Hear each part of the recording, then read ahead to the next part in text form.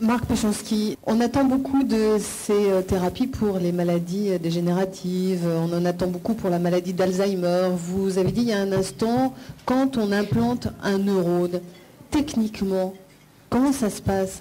Quand on implante des neurones, d'abord on n'implante pas des neurones, on implante des cellules qu'on appelle des précurseurs de neurones. On les implante dans le cerveau de quelqu'un qui a une lésion. Et comme il a une lésion du fait d'une maladie dégénérative, eh bien, il a une attente. Si on vous greffe, l'un d'entre vous qui n'a pas de lésion dans le cerveau, si on vous greffe des cellules nerveuses en plus, hein, on me l'a demandé souvent, eh bien, ça ne marchera pas. Désolé. Ça ne marchera pas parce que le cerveau a des circuits.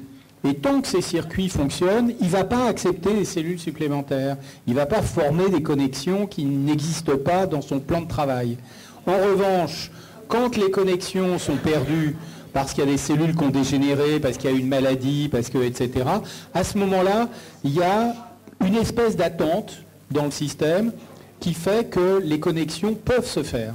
Et donc, quand on implante nos précurseurs, les précurseurs vont se transformer en neurones après être implantés, ils vont faire pousser des prolongements et ces prolongements vont se retrouver contactés par les cellules qui étaient là, les cellules adultes, qui spontanément vont reprendre, à condition qu'on ne se soit pas trompé, ni de neurones, ni d'endroits, ni etc.